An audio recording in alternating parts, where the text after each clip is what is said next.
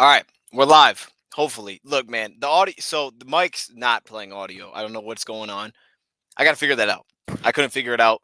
I thought I could, I couldn't. So, there's the mic, the audio is coming from this headset. So it's not going to sound great. I'm going to try not to get super hyped because I think when I get hyped it throws off the audio too. So let me not get too hyped up.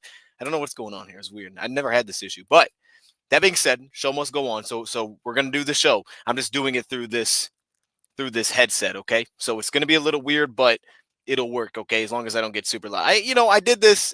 We were in Mobile. I used this, so this works, okay? This works. You just can't get hyped up because then it'll sound crazy. But today we got a good one. Today's actually kind of like I don't want to call it a preview. I guess it kind of is a preview. I plan on my next video being going through interior offensive linemen, ranking them. Maybe that's a top 10. Maybe it's further than that. I could go further than that. We'll see. We'll see. I haven't decided exactly, but I want to do just a ranking video for interior offensive linemen for this year's draft. I don't know why I'm still talking to the mic. The mic's not even on. Let me just stop it. Now it's kind of weird. Now it's like there's nothing here. I don't know what's going on. Anyways, that's the plan. We're gonna do that. That's gonna happen soon. I just haven't got that finished yet. So unfortunately, I can't do that yet. So instead, we're gonna do the opposite side, and we're gonna look at some interior offensive line targets. Now, this one, like I said, it's kind of just a starting point, right? We're gonna have to build on this because I have a full video coming. Bring the mic back. All right, hold on. Because yeah, this is just the starting point, right? There's a ton of players. They're going to be all on the ranking list, but today I wanted to just kind of minimize it. And really, the focus of this video is on guys that we haven't talked about a lot. That's what this is. These are guys that maybe we haven't given too much attention to that I think could be interior offensive line targets. Maybe guys that will or won't be in the ranking, but guys that I just liked out of the players that I have went through. So we'll do that, but we're also going to throw in a 3-round mock draft, which is going to be the second part of this video. And the 3-round mock draft is going to kind of pull this all together. I just did this on the side today, and I thought it was kind of fun. I was like, "Ooh, this would be a fun mock draft." So I saved it, and I was like, "Let me throw this in the show today, and we'll do it for the second half, or however long it takes." But we actually have 7 players that we're going to talk about. I think it might be 8. We got 7 or 8 offensive linemen that we're going to go through before we get to the 3-round mock draft. So let's get to that first. We're going to bounce around here, but let's dive into these. Again, these are in no particular order. The rankings will come later when I kind of sort these guys out. We're close to that. I just haven't put all the finishing touches on, so I didn't want to do that yet. But this is a preview of what it could kind of look like, okay? So let's drop right into it. I'm going to start off with one.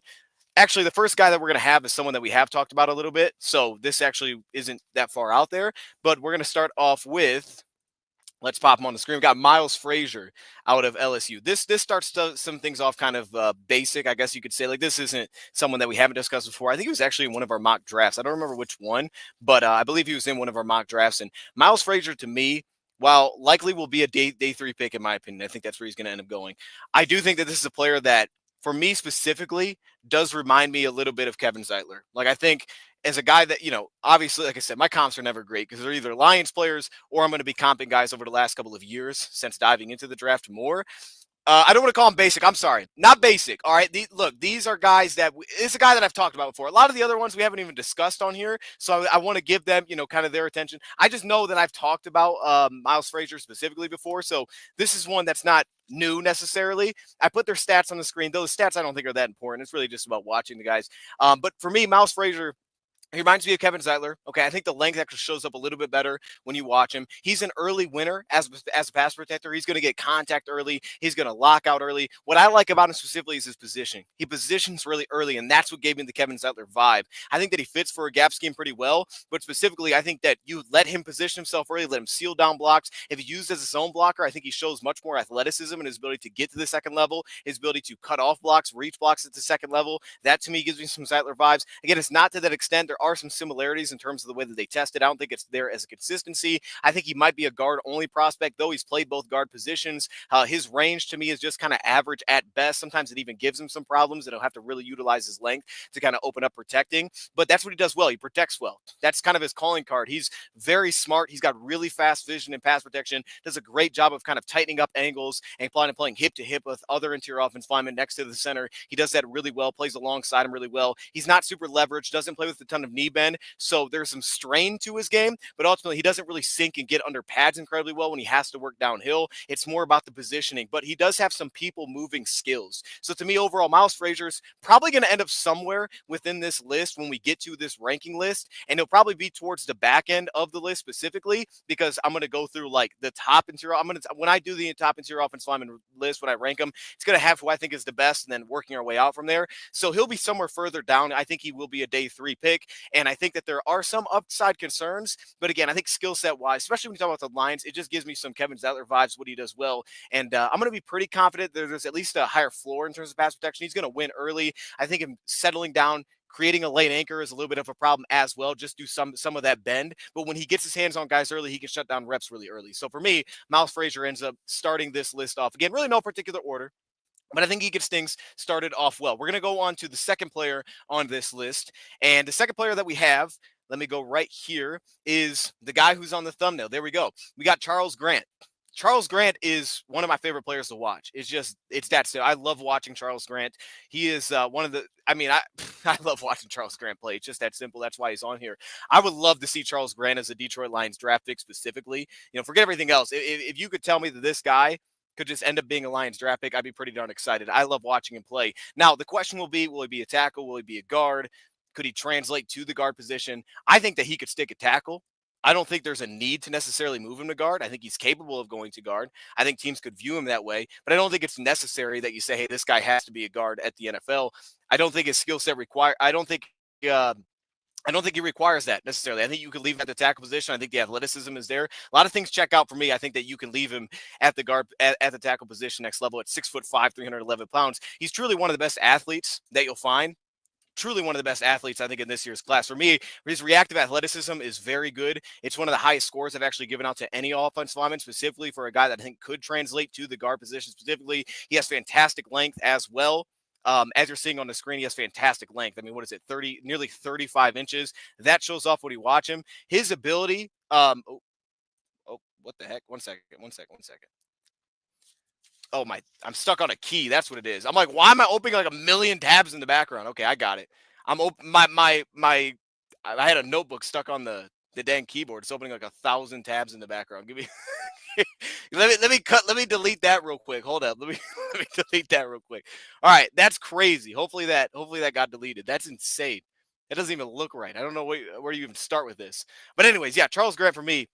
In terms of play strength, I think it's a little bit closer to average. I think if anything, you might want to build on his base a little bit, but I think it's actually capable in the interior. You're going to have some questions about that. His bend is incredibly noticeable. He can really sink, get under blocks. He plays with very good control. That's a kind of an aspect where if you have a guy that has both reactive athleticism and an ability to specifically show that kind of control, you put those two things together, it's just rare. And that's what I look for an interior offensive line. I'm looking for a guard. There's a couple of things I look for. You have to be able to get off the ball quickly. I need you to pass that quickly. Things are going to happen faster. Hand usage, of course, becomes even more important. But then specifically that ability to have body control. And for me, his body control is some of the strongest that I've seen. I think he has plus hand usage, plus sustainability, plus second level ability. I think truly Charles Grant is a day 2 pick without question. I think Charles Grant has a case to be in the second round. I think he's that talented, right? The small school, the competition. I mean, this guy's playing against Hampton this past season. That's the kind of schools that you're watching him against. So it doesn't help him when you see the competition. You just go through the list. But his play is about as consistent as you get. Now, you go to some of the bigger schools, if you want to call it, you watch him against Coastal Carolina, he doesn't look exactly the same, right? You see a little bit more issues, I think, in games like that.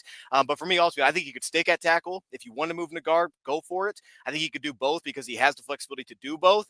For me, Charles Grant's just one of my favorite players in this year's draft. So that's why he comes in at number 2. But again, no real order here. I don't know why I said that. But anyways, all right, let's move on to number 3.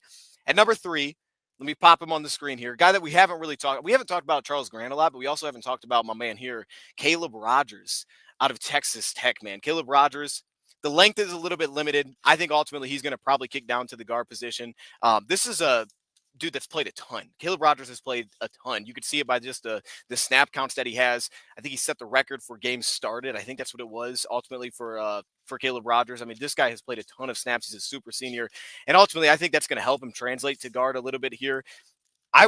as noted, there was a lot of guys that I went through for the tackle position or for the guard position, guys I think could kick inside.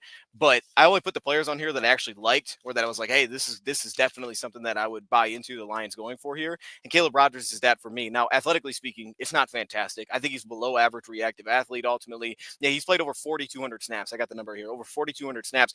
But I think his reactive athleticism is going to be the biggest problem. Potentially could help him a little bit. You stick him at guard, you could have some upside there a little bit more. But the thing is here is that while he's been, listed as a tackle, he's also played guard within those same games. We've seen him bounce and kick inside. We've seen him do that. Specifically this past season, it was the beginning of the year. Beginning of the year, he played some guard. From then on, he kind of just stuck at the tackle position. So he's had a little bit of flexibility just by where he's aligned. But to me, I think the play strength is going to help him. I think he can create a little bit of anchor. I think that's slightly above average. And his control is also adequate to me as well. Some things are going to need some work. This is to me a for sure day 3 type of pick. But I think at least he has a pretty solid foundation to build on here. I think he can absolutely stick on the roster. I think there's legitimate flexibility. Like there's certain guys that maybe they play tackle or guard, they played up and down the line. You're like, oh, you play all these spots. But I think ultimately Caleb Rogers is going to have position flexibility in the NFL. I think you could truly put him at tackle or guard. Specifically, my favorite trait of his game is his sustainability. And that's huge for a guard. I need guys to be able to latch, need you to stick on blocks, need you to keep working, need you to strain through those blocks. And for me, the entry angles are accurate. There's leg drive that really rolls through his hips. He can lose a little bit of control in those spots, which is a problem, kind of slide off blocks a little bit more. So I have some issues. Again, he's not a super highly graded player for me, but ultimately I think he's a day 3 pick. We saw some issues, specifically like when we saw guys shooting gaps. He couldn't really redirect and stick with those guys. That's where the athleticism kind of got into some problems for me. He could just struggle a little bit to go from gap to gap. Oh, can I protect the A gap and the B gap? He could struggle a little bit doing those things. His range is a little bit heavier when you ask him to get some wide zone. There may be some scheme limitations for what you're asking of him, but I think it'll help him more moving to the guard position ultimately because, guys can kind of cross his face a little bit more at tackle. You see some of the athleticism pop, but I think he's going to have guard tackle flexion in the NFL. I think he's going to play both positions potentially in the NFL. I think he's going to be capable there. And that doesn't hurt, especially when you're looking day 3. So that's where Caleb Rogers plugs in here. All right, let's go on to number 4. We got a lot of these to get through. We got 7 of them. We got 7 of these dudes. Let's go to number 4. We haven't talked about number 4 either. So this is, oh no, wait, was that number 4? Yeah, we haven't talked about number 4 either. Number 4, this is a great one. We have Joshua Gray out of Oregon State. Joshua Gray is a ton of fun to watch. Now, while he has a much slighter build, 6'5", just under 300 pounds, what he's listed at 299 pounds. I think he shows a little bit better in just terms of the play strength to his game. He doesn't feel like some of these guys that are incredibly flimsy at the point of attack. There's players that feel that even if they have a bigger build to them. I don't get that issue as much with Joshua Gray. He was interesting because the length doesn't stand out. The build doesn't really stand out. You're wondering why someone like this would become so interesting at 6'5", 299. But I think when you start watching him, you walk back and you're like, oh man, this guy's kind of impressive.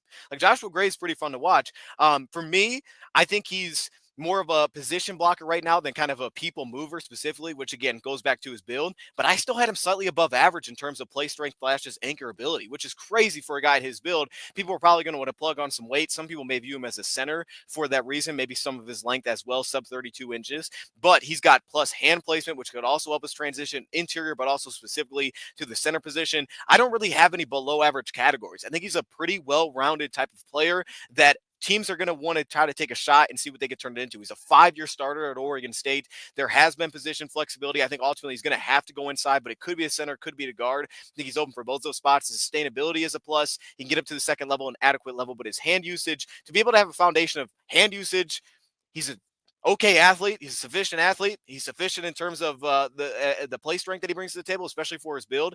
When you have that kind of well-roundedness, it leads me to not feeling as like much of I'm taking a risk. And it's hard. Offensive linemen are difficult. You need smart offensive linemen specifically. And I think that 5-year starting background really showcased. There's certain guys that like a lot more athletically, but they just don't show the awareness. They don't show the feel. I think Joshua Gray immediately pops because you feel the feel within his game. There's a feel to his game. You see it immediately. So Joshua Gray, he's going to be a rise. It depends on who you're looking. PFF has him ranked incredibly low. I personally would have him much higher than that as a guy that potentially could go around 4 type. Like I think he's in that category of a player that could get early day 3, probably not day 2. I don't think there's enough critical factors there, but I think he could be a early day 3 type of piece that a team feels pretty good about. Like, oh man, especially like we don't feel like he is where he is right now. Like we feel like there's more that we could tap into as long as we get him into the right fit. So Joshua Gray, fun to watch. He comes in next up. All right, a couple more to get through here. Let's move next on to, make sure I get the right one. Yes, Jaylen Rivers out of Miami. I think Jaylen Rivers, again, tackle / guard. guard might be the best spot for him specifically because, again, you're going to have some real athletic questions when you watch Jaylen Rivers. So guard may end up being the best spot for Jaylen Rivers specifically, and I think that would be perfectly okay. Reactive athleticism for me is below average, which typically means, yeah, I push him to guard. That might help a little bit. But just like that picture shows, I mean, look at this dude. All right, you can look at him and say, yeah, it looks like an offensive lineman. All right, if you didn't know, you would guess that's a massive dude right there. Okay, I think he wears the neck roll as well, which is why his pads are all hiked up. He looks like an offensive lineman. He plays like that. He's a burly, broad offensive lineman that looks like a dude where it's like, yeah, just put him at guard. You remember last year when Cooper Beebe was coming out and that guy looked like a guard, looked like a board walking around? I get some of those vibes for Jaylen Rivers a little bit as well. He's had an injury-riddled career, unfortunately, to this point. But athletically, there's good things to buy into here. Obviously, the length is outstanding, and that could, of course, help him if you stuck him at the tackle position. But I think he's going to translate to guard a little bit better. Ultimately, to me, I think he's a plus in terms of the play strength that he plays with, plus in terms of the control, which is great. Again, just a lot of things I could buy into, but the problem is what you would assume would be the concerns, which is the athleticism, which is able to get to the second level. Those things are legitimately concerns in this game. They're below average for me in both of those categories. Could limit his ceiling. You may have to find the real right fit for this piece. But to me, I like the hand usage a little bit. There's a firm punch that can really stall out rushes early. When you watch it, he's got a really smart drag hand that he utilizes. There's a consistency within that first punch, and he's played smooth, man. Like there's limitations in how much range he could actually probably played with, but ultimately, like he's a smooth, fluid player, and that starts to really pop when you watch kind of the way that he controls himself. He sustains his base width throughout the rep, which is not easy to do. He doesn't get crossed over very often. He's very consistent as a mover, and I think he's one of the most interesting players because I think the more you watch, the more you're like, maybe there's a little bit more there, right? There's a little bit within his hips. There's a little bit of an explosive nature, it feels like, to his lower body. There's some bounce, all right? There's a little bit more that feels like it initially meets the eye when you watch Jaylen Rivers. And he's going to be a fascinating prospect because it's going to take a right team to buy into this. But it also is a guy that I think that a team could really start to fall in love with because you just feel like, oh, I like this a little bit more. The more I watched him, the more I was impressed by the player, the more that I bought into it, the ability to stay under his pads, the weight balance that he play with when he's working his kick slides out wide, the fact that he's played left tackle and guard. You watch him against Syracuse, he plays both positions in the same game, kicks inside. To me, Jaylen Rivers he'll wear on you as you watch him in a good way, and that leads him to be a very interesting option. All right, we got two more to hit, and then we'll get to this 3-round mock draft that everybody's here for. Hopefully I throw the right one on the screen because otherwise that'd be a disappointment. This next one is someone that we have talked about, so let me get that out of the way. The next one isn't, but this one is, and of course it's Wyatt Milum. I think Wyatt Milum's pretty much locked in to be a day 2 pick, in my opinion. His length and everything kind of suggests guard outside of height. He's not the height of a guard typically at 6'6", but Wyatt Milum was one of my first favorites in the draft. When it came to trying to find offensive line prospects that I truly felt like Lions, Wyatt Milum was one of the first ones that I connected with there that I thought like, oh yeah, this guy, he played left tackle, but he's going to be a guard and he could make a lot of sense for the Lions specifically when you look at team fit. Again, sort of similar to some of these other guys. You could tell I buy into the guys that typically have a more well-rounded style. I think that's important for a Lions offense. I think the schematic versatility is necessary, but also I think he's plus in some categories as well. I think so. He does some things like his sustainability to me is a play. He light on his toes. He shows the foot speed. He shows an accuracy on his entry. To me, I think there's a plus there. His hand usage is in a spot that can continue to get worked on, but it's not in a bad spot right now. There's enough to get to the second level. And specifically to me, in all the critical factors, he's a notch above average, which leads you to being a day 2 pick, right? He's not average in any of the critical factors that you look for. He's a better than average athlete. The height's a little bit of a problem, but the anchor, the strength that he plays with, the body control that he carries, there's enough there to buy into. Like, this is a day 2 pick. I think he connects enough boxes where he is a day 2 pick. Could be probably more likely a round 3 pick than anything. But Wyatt Milum, I don't know if he's like flying up boards from a media perspective or not. I feel like he is. I don't know. I feel like there's been more buzz. Maybe it's just because we're getting closer to the draft, but he was one of those guys that I watched and kind of just stashed away like probably a month ago or something. And I was like, all right, that's good. I like this guy. But now as we kind of go through and work through this interior offensive line rankings eventually, going back through my notes and just kind of working through what players I had done and who I needed to get into, finding Wyatt Milum's notes was like, oh man, I remember this guy. I really like watching Wyatt Milum. Like, there's a lot of things I buy into. There's a leverage when he works downhill. He's well proportioned through his build. There's a nice frame to his game that translates to offensive linemen at the NFL. I don't think there's a ton of things that need to, in terms of like the play style, that need to be adjusted for him to make an impact. He can make a pretty quick impact in the NFL. It's just you're going to have some knocks. You're going to have some knocks early, but there's enough there to buy into for potentially a team seeing a future starter. And that leads us to finally a guy that we really haven't talked about. I think we've talked a little bit about Wyatt Milum, but we haven't talked about this guy very much, and that's because it's another small school player but a guy that I think is another one that'll kind of wear on you a little bit. I think that's how it is with offensive linemen in general. But this can be Jackson Slater out of Sacramento State. Never overlook the small school guys for the Lions because recently, that's pretty much all their draft picks on the offensive line. Colby Sorstel, okay? Giovanni Manu. I guess Boston College isn't maybe a small school. It's not the biggest one, though. This is what the Lions been doing, okay? So don't overlook any of these guys. But for me, Jackson Slater was a pleasant surprise. I wrote down with him, he wins early in pass protection. His run blocking brings scheme versatility. Specifically, I would like to see him play with more strain. He has to finish specifically. Like that's the big problem that I have with him. But I think his testing is going to help. And when you see some of his athletic scores that he tested in with, man, that's something that you can buy into. You can buy into even more upside than I think would even showcase on the field. Like, oh, there's more that we could tap into. Because I had him slightly above average as an athletic mover specifically. But I think teams could buy into like, oh, he's actually not a bad athlete. And that shows up in his ability to get up to the second level, the precision angles that he takes to the second level. He actually has a really nice ability to, you'll see it on screens, the way that he angles himself into block, the way that he's disciplined when he's working up the blocks. He really gets ahead of things. Specifically, he runs his feet well in space.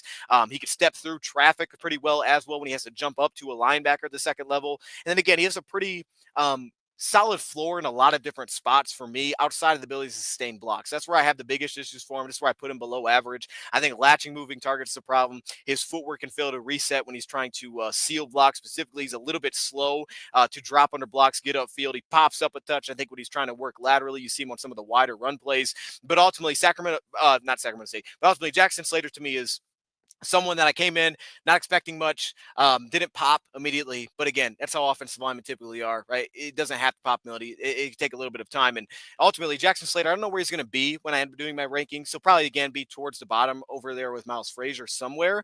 I don't think he'll get to day two. But again, I think his testing is going to help him a lot. And I think that ultimately, when you watch him, there's a lot of flexibility to his game, and the fact that he wins early when he does, he shuts things down. That's awesome because at first I was like, I want to see you be more dominant. Who am I watching? I'm watching you play Northern Arizona, dude. I need to see you be dominant. And as time goes on, you feel more dominance in his game. You feel more consistency, and that's why he ends up wrapping up this list of 7 interior offensive line targets. Really, guys that we haven't talked about a ton. Again, these are not rankings that will come as a video here, hopefully soon. I'm in a pretty good spot. We're just not there yet. We're just not there yet. Not yet. Probably a couple more players, and then I'll be ready to drop that. So maybe by tomorrow we'll have that out. But now it's time to transition into this 3-round mock draft. Now, this 3-round mock draft will also have every player included, but we're calling it a 3-round mock draft because the 3 rounds are the focus of this. The last ones I plugged in some names. I didn't move. You guys know how I do. I like to trade. So the fact that I didn't trade at the end of this draft means it's only going to officially count as a 3-round mock draft. But I did draft the other players at the end just because, like I said, this wasn't a plan to make this part of the video. I wanted to do the offensive line thing, but I did this on the side. And I was like, I kind of like this. I'm like, let's throw this in the video. And the last couple of picks, I kind of just was like, I'm just going to sit here. Let me kind of fill this out. But as I was doing, I'm like, let's make this a 3-round mock draft. So the last couple are filled. We can touch on them, but it's not that important. I want to focus on the top 3 here. And of course, we got to include a guy that we just talked about. So let's drop this. Here is our 3-round mock draft to get the week started. And bam, it's on the screen. Let me move myself here. This one's a lot of fun. As I always tell you, I definitely want to change things up a little bit, like give you guys something different to think about. And I think ultimately, like, this is not only going to give you something different to think about, but it's also just a lot of fun to think about the potential of like, hey, this could be the Lions' first 3 draft picks. This would be pretty cool. And as I was going through this, as it happened, so my Malachi Starks, as you can see, is the first pick. I don't necessarily think he's going to get there, but I could see the path to him getting there. All right, let me make that clear. I could see a path for Malachi Starks to actually get there because when I watch him, I don't see as much precision as I felt when watching back Brian Branch after we drafted him. I didn't feel as much of that. So I could see the path. Obviously, the way that he tested in terms, unless you're looking at like the GPS scores, the way that he tested didn't help himself either. Nick Emenwari helped himself a ton. And typically, we don't get a lot of safeties in the first round. It would actually be a very big shock to get 2 safeties in the first round because that typically doesn't happen. That doesn't mean anything about this, but it typically doesn't happen. But overall, Malachi Starks at pick 28, if he was sitting there, and I always remind myself, right, not only not drafting needs, but specifically looking at it as like, yo, the Lions don't care what position. They want dudes that they feel like are their dudes, right? And they took Jack Campbell, and I didn't even think they needed a linebacker that offseason. Now, it worked out, but that's what they'll do. So I'm trying to keep everything available. But I don't even think I need to make that make sense for this one. It's Malachi Starks. If you don't know about him, you got to find out. Malachi Starks can absolutely play. And his position flexibility is the easiest sell for the Lions specifically. The fact that he can play in the slot, the fact that he can step down and sit into those nickel reps. And you think about what the Lions have, right, at safety, when you think about Kirby Joseph, Brian Branch, now they add Avonte Maddox, who seemingly is going to be backup safety for us.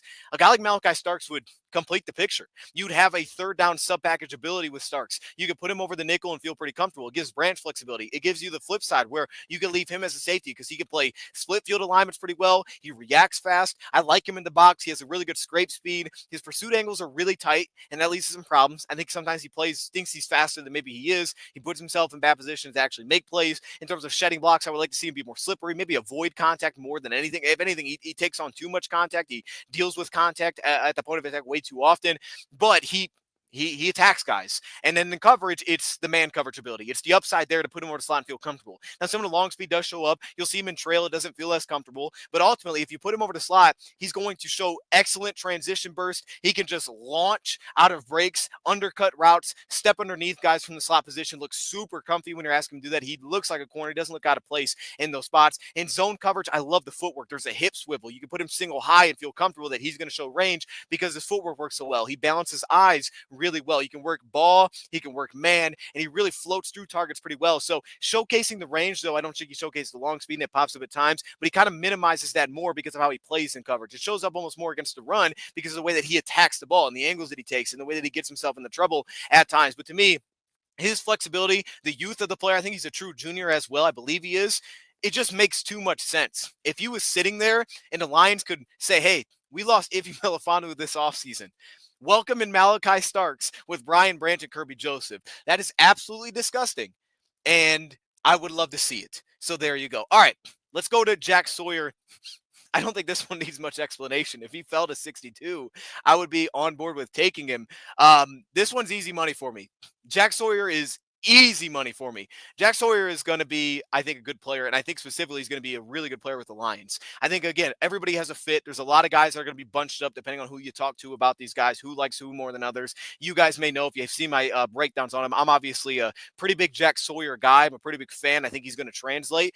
But I also like him even more for the Lions, okay? His first step to me is a plus. We know about the flexibility, everything that he'll do defensively. He finds ways, a clutch player. He just comes up at big moments left and right. His play strength is great. I haven't had a lot of edge rushers that have tapped into that grade for me. He's 6'4", 260, a 4-year senior from Ohio State. The play strength is the biggest thing. Right? You can trust him at the point of attack. You can trust him to set an edge, and that's what the Lions look for opposite Hutchinson. Yes, I would like better length and better measurables and a more elite athlete, but we're talking about pick 62. This is what allows him to get to this spot, is that he's a good, smart player, plus body control. I wish his tackling was a little bit better. That specifically, again, goes back to some of the athleticism as well. The motor that he plays with is a plus. The toughness is great. It stands out. He's a disciplined player. I wish there was more agility to his game, but ultimately for me, Jack Sawyer is a guy that I had written up.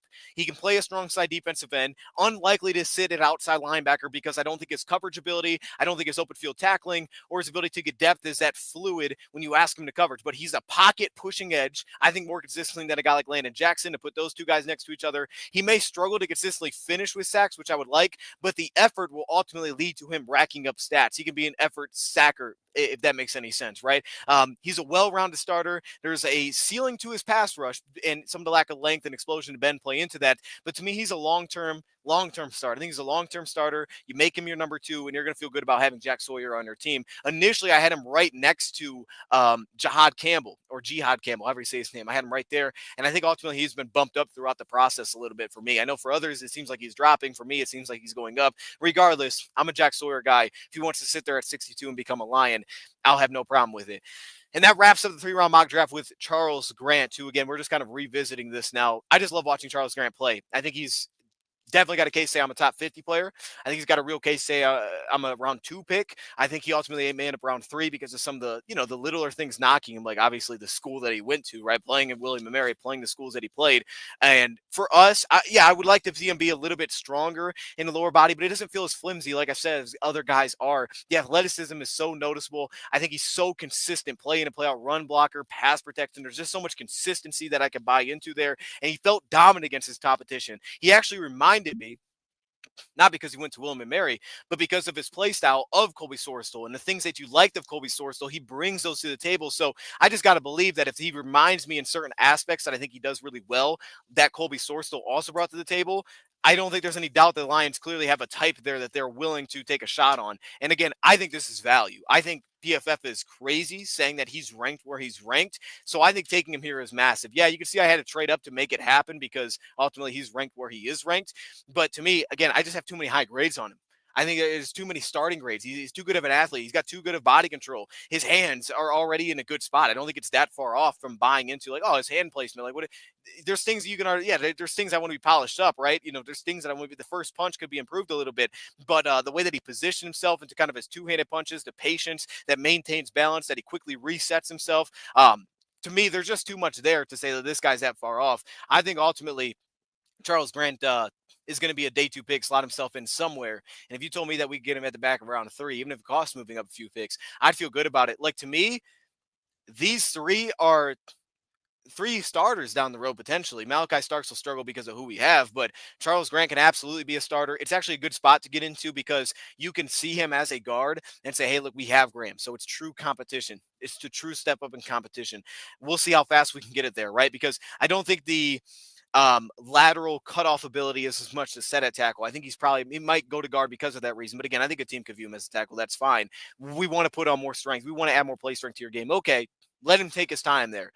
But in the meantime, you have Glasgow. But ultimately, that position flexibility to me is going to prevail. And I think down the road, you're going to be really happy that you drafted him when you did. And he gave him time because that's what the Lions do with their linemen. So for these 3, I feel fantastic about it. Of course, we wrapped it up with 3 guys that I like. Again, I didn't really focus on the last 3. I was really focused on the first 3. Nicholas Martin, coverage piece, plays pretty fast, has a really good sense for finding the ball through traffic, which is awesome. CJ Dupree is one of the early guys that I really like that tight end. I think he makes much more upside as a pass catcher than what you would expect. I think he showed out pretty well at the Senior Bowl in flashes, especially in game reps. And Bo Collins was the guy that I felt had separating upside. I don't trust his hands really that much at all. But if you're talking pick 244, you're trying to keep the guy from being a UDFA. That's why I'm doing it, for release package, explosion, ability to separate. That's why I threw him in there. But those 3 are important. This was a 3-round mock, and that is how it ends. So there you go. Those are some interior offensive line targets. That's your 3-round mock draft. I'm going to leave it there, and soon, hopefully, we have that full interior offensive lineman ranking, man. Appreciate y'all all for joining, and we'll see you on Wednesday, 6 p.m. Eastern time. Same time. We out over here on Bleacher Report. All right, chat. That wraps that up. Interior offensive line ranking video will be soon. Well, I got to get my mic figured out now because I don't know why that turned off. But that will be soon. I just haven't finished it yet, so I couldn't do. I wanted to do it today, I couldn't yet. And also, it didn't really make a ton of sense because it's not going to be just Lions video. It's going to be just in general ranking offensive linemen. So I thought this was kind of the best of both worlds to get something jump started by doing it like this. And then throwing the mock draft in was great because, man, I love watching Charles Grant. And there's certain guys like this where they're ranked a certain way by PFF, and you know that it's off, and you just feel like at some point this is going to be moved. Let me do it now while it hasn't been moved. Look, there's a legit path where he could get to pick 90. I'm not saying that's impossible. I just don't think he gets out of day 2. That would surprise me. To see him get out of day 2 would be very surprising because you put him and you stack him up against the other interior offensive linemen. If you consider him a guard and you stack him next to other guards, he's clearly one of the most talented guards that are available. Like it's, to me, it's very clear. He's probably a top 5 in terms of talented guard, right? You get behind the first 2, you get behind really, once you get beyond Tyler Booker, because even him, there's going to be some, where does he fit, that kind of thing. But specifically, once you get beyond Donovan Jackson, like that thing opens up. And I think he has a case to say I'm the next best guard. Like I think he has a real case to say that. So that's why he's in here, and he'll be high when my rankings come out. There's no question.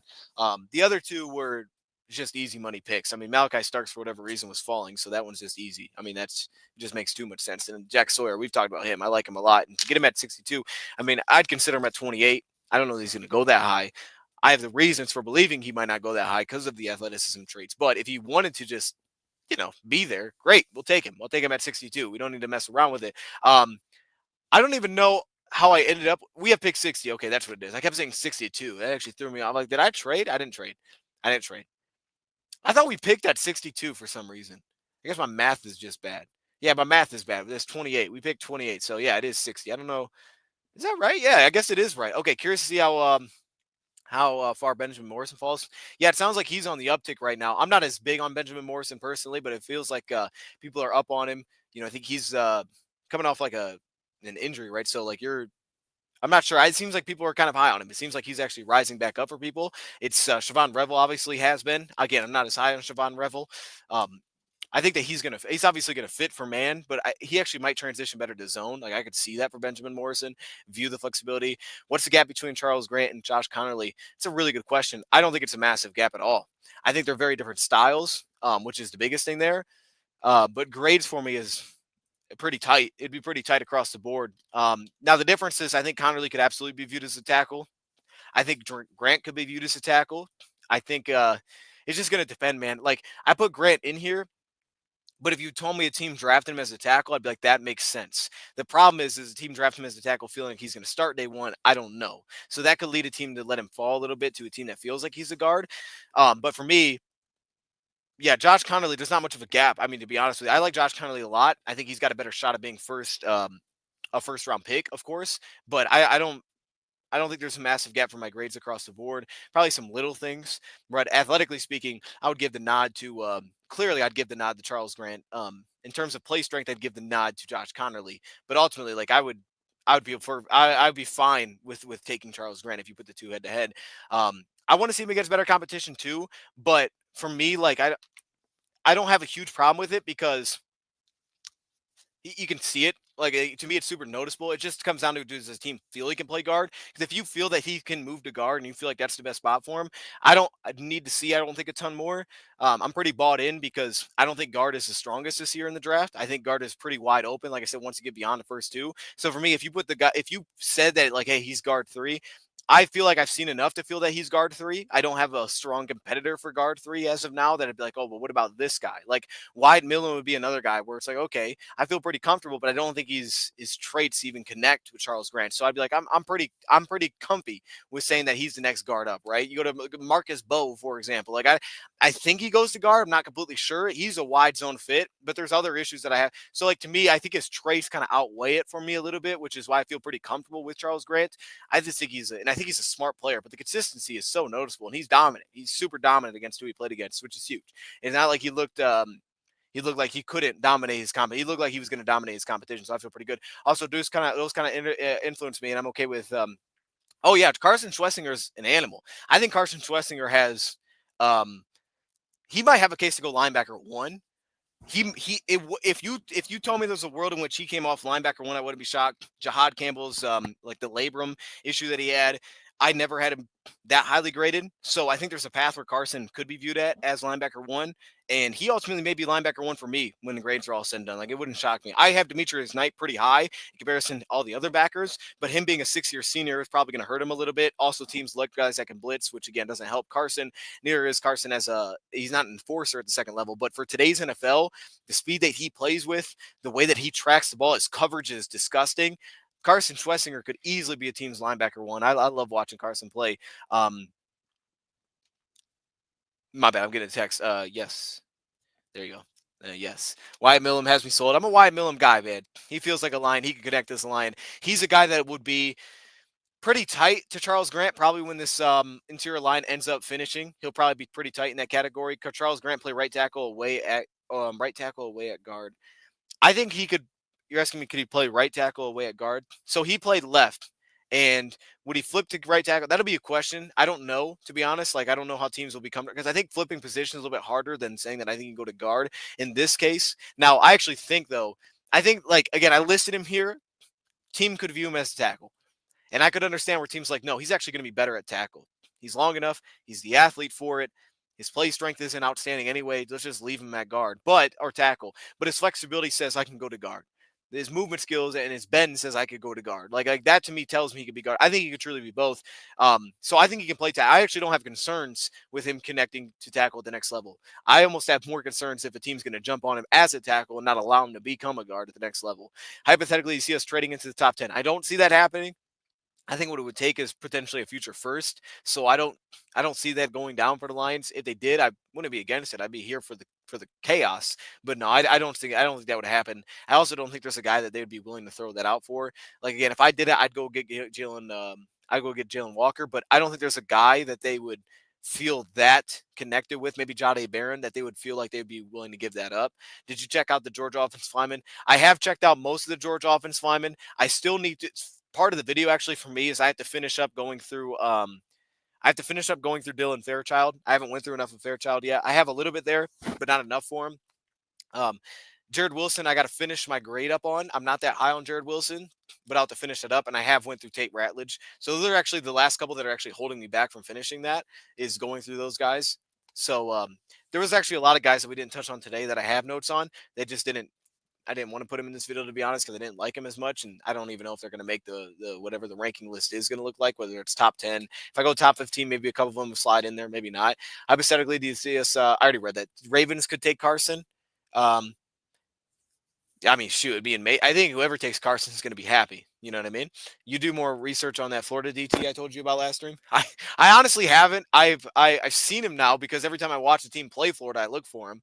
Like so, this is the first time I've even like noticed him. Like, oh my, there's that guy. So I have watched him. I haven't watched him specifically though. I've seen him in passing, but I haven't actually like focused on him to do like a video on him or something. Like I definitely haven't done that, but I've definitely checked him out because every time I see teams playing in Florida, I'm always looking for him. But over the last few days, it's just been a gauntlet of offensive linemen for me, just rolling through offensive linemen, just trying to kind of sort out this group, which feels like a mess, feels like an absolute mess. But I also just don't think it's that strong. I don't think guard's incredibly strong, but I think there's some guys that'll kind of sneak their way in there from smaller schools because of that reason.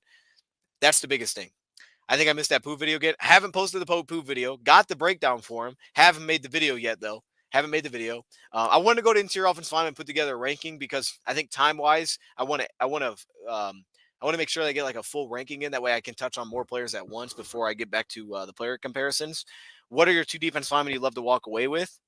So if I was going like true defensive lineman, I'd still love to walk away with TJ Sanders from South Carolina. I don't know that that'll be the top of their list as a fit, but I would love TJ Sanders. I'm sold on TJ Sanders. So he'd probably be one. Um, he'd probably be one. I'm trying to think like who I would like be. I mean, obviously Mike Hell would be in that category too, if we want to call it because of where he aligns at. I'm not sure if you're talking to edge rushers too. Would you consider doing a video on the other NFC North teams? So we actually have what's it called? We have a video or not a video. We have a live stream on not this Thursday, next Thursday. That's set to be NFC North. Unless that changes next Thursday.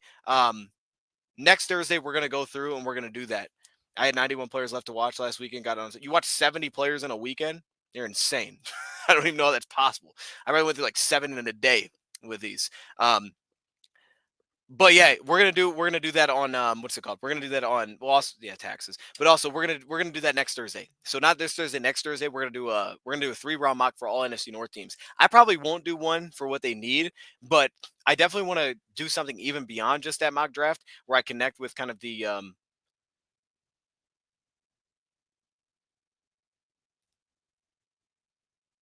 we're sorry, I forgot about the show. We're trying to figure out show scheduling. But yeah, I think I want to do something because we have so many creators, something beyond that. So I know we'll do that, but we also may end up doing something I think on Roundtable Sports as well with the NFC North Roundtable, where we end up doing a mock draft with those guys. A couple of divisions I've seen do it. At least one I've seen do it. The other one I saw kind of talk about guys. So we may end up having something for that as well. I hope we do. We should. We should. And if we don't, I'll reach out to him because I want to make something happen there. There's a lot of things I want to make happen mock draft wise. So right now my focus is kind of transition ranking list. Want to get a lot of lists out. That way we can then jump into really focusing only on mocks for like the week or 2 weeks up to the draft. That way I can transition to that more cleanly. Jack Sawyer and Shamar Turner. That's your two. I would be kind of shocked the Lions drafted Shamar Turner, to be honest. I like him. I'd just be pretty surprised if they did it. I think I don't know how they'd feel about how crazy he gets, but I like him. I don't know how they'd feel about him. That would be the problem with Shamar Turner for me. But I like him too. I do like him too. Trying to think who else I would like to walk away with Jordan Birch as well. Like I feel like Jordan Birch would fit the Lions. I think that his upside is great. I don't know if I'd consider him like a sleeper, but I think that he's got the talent to be he's got a talent to be a top edge rusher. So I'm not sure that where he's going to fall in this draft. I think he's all over the place. I'm not really sure where he's going to end up going. I have him pretty high, but I don't know where other teams are going to have. I think teams are going to have him lower. But I'd love to see Lions get their hands on Jordan Burch with his size, with his ability, and just see what that could turn into. Ed Stewart and Ty Lake Williams.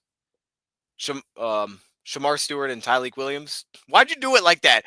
Eric, you did that on purpose. You said goofiness on purpose. Why would you type it like that? I have no idea. Come on, man. Or Derek Carmen and Kyle Kennard.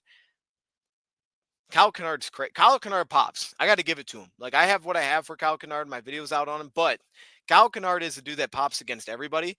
I was going through who's the tackle from LSU? Emory Jones. Emory Jones probably going to be pretty low on my list, by the way. Good athlete. But, man, he gives that dude problems. And you can see the juice. He pops against anybody. That said, though, I'd love to walk away with Derek Carmen.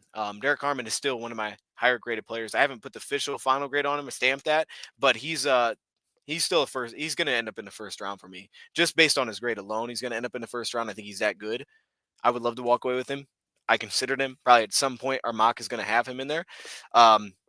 Riley Mills feels like a John Kaminsky a little bit as for me as well. Like I mean, he just kind of feels like the same kind of style. So I'm on board with that.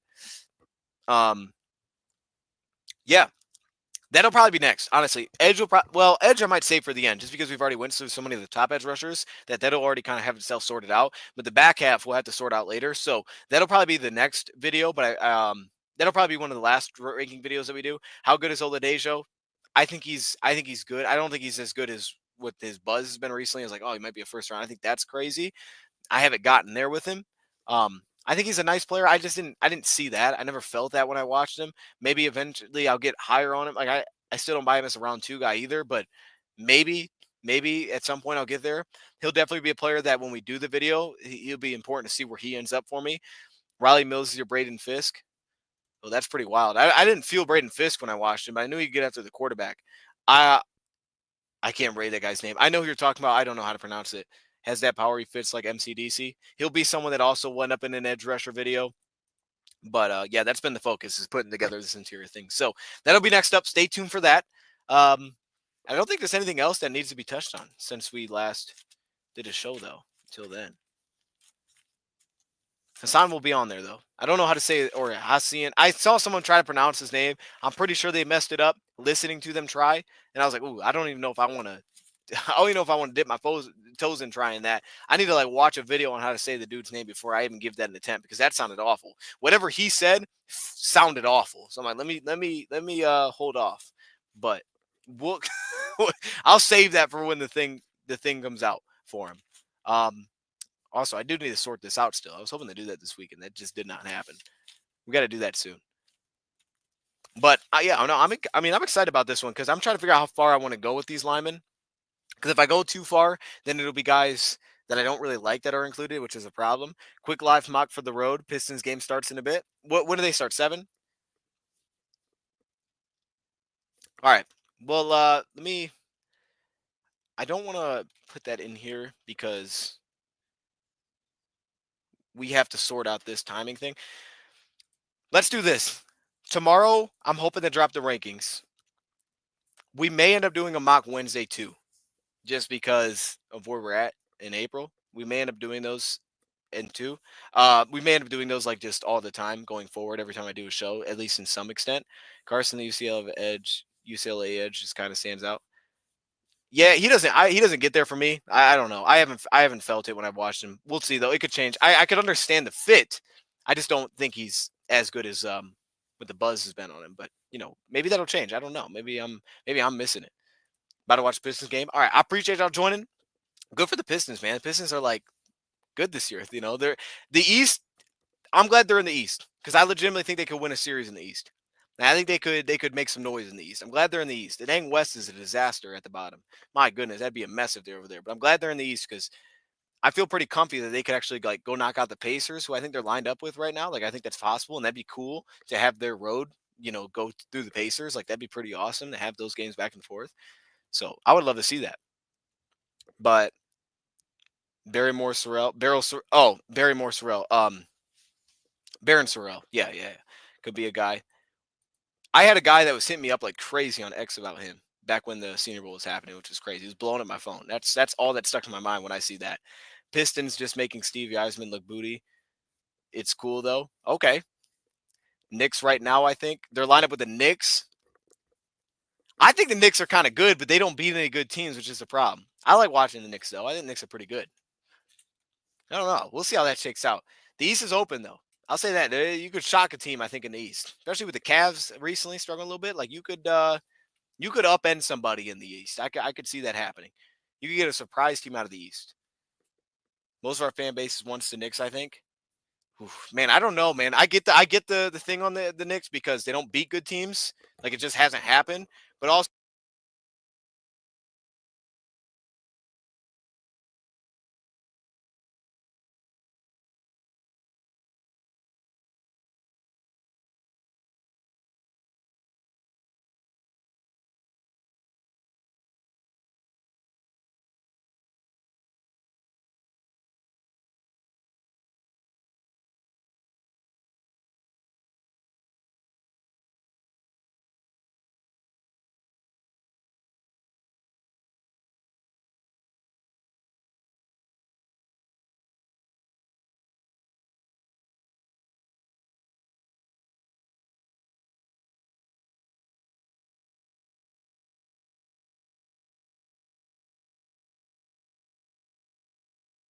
I muted it by touching it. That might have been what it is. There we go. There we go. I touched it. That's why I muted. I got to figure that out. That'll be the next thing I figure out too. For some reason, this thing is not working today. I don't know what happened, but I had to switch it to this just to get the show to happen. Yeah, there's still nothing there. So I don't know. I don't know what's going on with that. We'll get that fixed. We'll get that fixed. I don't know. Something's weird. This thing has a button. I shouldn't have been playing with it. This thing has a button that mutes itself. I don't know why that's the thing. The Red Wings are still paying for Justin A, who won a Stanley Cup in 2008. We pay him till next year. What? What the heck happened there? You got to start trading more in mock drafts. You act like Brad don't move around the board. Nah, Rogue, I know you playing. I know you played. You know I trade all the time. Got to start trading more. Hold up. I thought I traded too much. Don't tell me to trade more because it'll become a disaster. Every pick will be a trade. I try to hold myself back from trading because I know I'm doing a lot. I need to calm down. If you want trades, we can have trades. Shoot, there's been times where I've traded like maybe I should trade again. Like I like trading. Yeah. All right. Anyways, I'm gonna leave it there. I'm gonna finish up that interior offensive line stuff. Get that out tomorrow, and we'll see. Maybe we get a mock tomorrow too. I'd like to get back to doing some live mocks. Actually, let me check while we're live here. See if Walk the Mock has anything coming up. I'm gonna need 3.5 trades before 102. Hey, if we do a Walk the Mock, we're gonna have that. If we do that, we're gonna have it. Let me see. Let me see if they got something coming up. It's April 7th. So they have one tomorrow at 8. Chat, what do y'all think? Tomorrow at 8. Oh, hopefully they got a Lions one open. Let me see. I joined it. Hold up. Tomorrow at 8. Y'all on board with the mock? Tomorrow at 8 p.m. They have 18 people right now. Now we may only go like 3 rounds because it'll legitimately take if I do the full thing, it'll probably take like 7 hours. So we won't do, but it'll probably take a few hours. I joined it. There's 18 people in right now. Mock draft 8 p.m. Eastern time. We on board with that? I think we should be on board with that. That means we're gonna have our show we'll have our hopefully our interior offensive line show, and then we come back 8 p.m. Eastern time mock draft. Let's see what teams are filled. I think that's the plan. We'll save a mock today for tomorrow. Let's do that. Let's save one live today for tomorrow. That way it's more fun. I traded once. Yeah, but it was only a 3-round mock. I mean, it was only a 3-round mock. I wasn't gonna, the other ones don't count. Okay, they kind of count, but they don't really count. It was a 3-round mock. Also, it fell in my lap. I wasn't going to trade one to Malachi Starks. You know, I do like trading, but Starks is just going to be like right there. It wasn't on purpose. It was for fun, and then it just happened. So we do. Not as high on Rylan. Not as high on Rylan personally. I like him as a day 3 guy. You know, I could see him actually adding value to a team. I could see him having production when he's on the field. I don't really think he could become a starter, but I could see him adding value for a team. I don't know where my notes are. I have to sort those out. Antoine Powell Ryland, the 31-inch armed. That had 25 sacks and what was it in 2 years? Super productive, 6'3", 260 pounds. I think he's a day 3 guy, but he could actually add some juice to a team in day 3. That's kind of where I'm at with him. It's kind of where I'm at with him. So like, yeah, if I was sitting there, I mean, especially if I was sitting there like 196, which I think we own, and he was sitting there, I'd draft him. I'd draft him at that spot. Any bit earlier than that, I'd probably struggle with it a little bit. So yeah, let's use. I can read through some of my notes. Fast feet setting the edge. Second stride depth is good. He's got some suddenness when he can go. He plays with better length than he actually showcases, which I think that's always a positive when that stands out before you get to the numbers there. His spin is kind of a mess. He's got a really wide build to him, which lacks some slither. He can't really get as skinny, which is a problem. I don't like that. I don't like my edge rushers wide all the time. I can get with a little bit more of a slim build. He did walk around though everywhere in rush the passer, like stand up. He'd walk around and play everywhere. Power, he has strong entry, good power throughout his hips. His speed to power leverage was a problem though for me. His positioning in the lower body to hold an anchor was a problem for me. But we'll save that. We'll save the rest of that for the edge rankings. What are the odds Kenneth Grant falls because of his weight playing for a bad university? Well, the first part, I don't even know if the first part would be. I don't know what you mean by falls, though, because I think he could end up not getting in the first round. Like, I think that's a real possibility. I think back end first round, not getting in first round is possible. Not because of what you said, though. I think what you said was crazy. We need to calm down. Let me see, though, real quick. So it's a minute per pick. These are the teams filled. If anybody does want to take control of one of these teams, if you make a walk the mock account, you can. I got the Lions. We're locked in, though. We're locked in tomorrow, 8 p.m. Eastern time. We're going to make it happen. All these teams are right now controlled by real people. Now, when draft starts, will it be? Maybe not. Some people will probably forget about it, and then they'll go to a computer. Either way, though, it makes it fun. And there's trades, so this is gonna be good. We'll do that. None of these other ones are even filled up. This is going to be great. All right, perfect. Yeah, that's perfect. All right, cool. All right, we're going to leave it here. I appreciate y'all joining. If you're just joining, run it back. We go through some interior offensive linemen. Ranking coming soon, hopefully tomorrow. And then also mock draft at worst. If the rankings don't come out, 8 p.m. Eastern time, we'll do a live Lions mock draft. That's the plan. I'll see y'all then, man. I'll see y'all then. All right, we out of here. I got to get this mic figured out, too. I don't know what's going on. This sneak needs to work, though, because it sounds a lot better than whatever this is. Re-signing Tim Patrick was good.